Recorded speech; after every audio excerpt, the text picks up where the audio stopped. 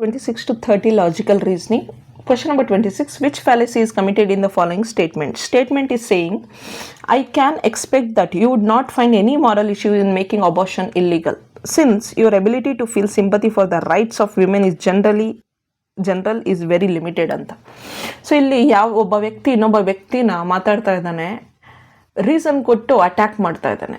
Okay, ಇಂತಹ ಮಾತುಗಳು ಹೆಂಗೆ ಅಂದರೆ, ನೀನು I can expect that you would not find any moral issue in making abortion illegal, since your ability to feel sympathy for the rights of women in general is very limited. ನೀನು ಹೆಣ್ಣು ಮಕ್ಕಳ ರೈಟ್ಸ್ನ ಬಗ್ಗೆ ಯೋಚನೆ ಮಾಡುವಂಥದ್ದಿಲ್ಲ ಅನ್ನುವಂಥದ್ದು ರೀತಿಯಲ್ಲಿ attack ಮಾಡಿ ಸ್ಟೇಟ್ಮೆಂಟ್ಸಲ್ಲಿ ಒಬ್ಬ ವ್ಯಕ್ತಿ ಇನ್ನೊಬ್ಬ ವ್ಯಕ್ತಿನ ಹೇಳುವಾಗ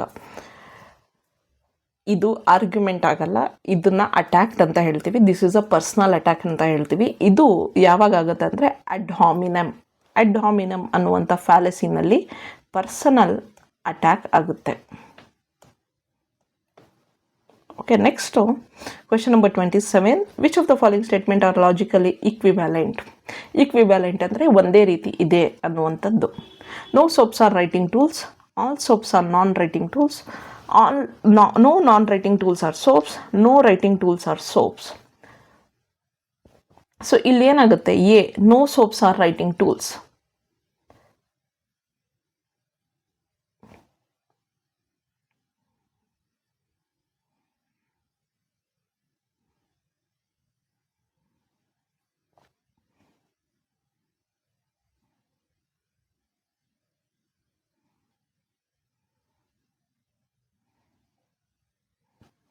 ಇದು ಯೂನಿವರ್ಸಲ್ ನೆಗೆಟಿವ್ ಸ್ಟೇಟ್ಮೆಂಟ್.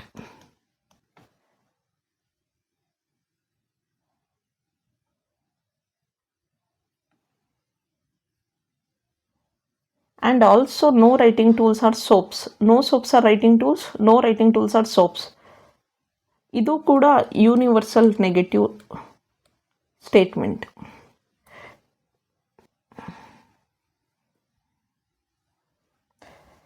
ಇದೆರಡು A and D are logically equivalent.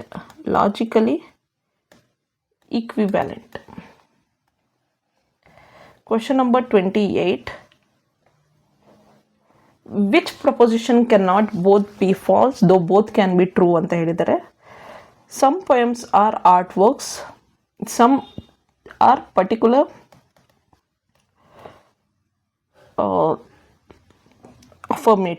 affirmative ಅಂದರೆ positive, particular. All poems are art works, that is universal affirmative. Some poems are not, particular, negative.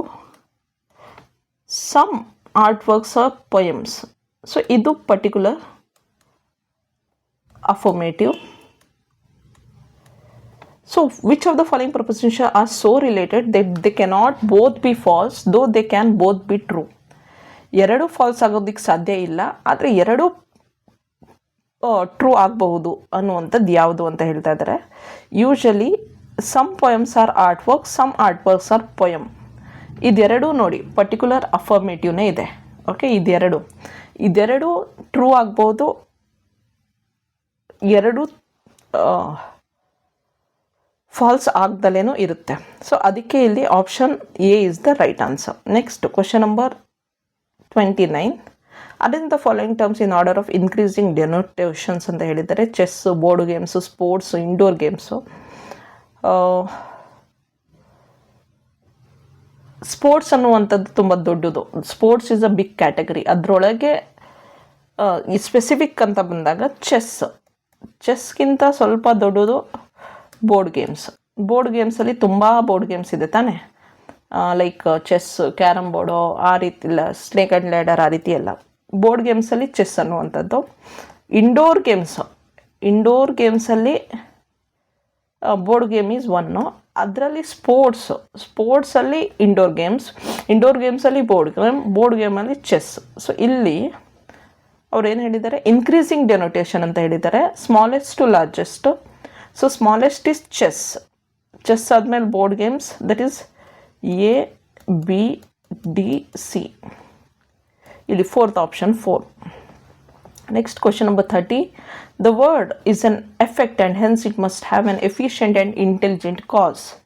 That efficient and intelligent cause is God, which means of knowledge is used in this argument as per classical Indian school of logic. ಇಲ್ಲಿ inference ಅನ್ನ use ಮಾಡಿದ್ದಾರೆ. The word is an effect, must have a cause. That cause is a God.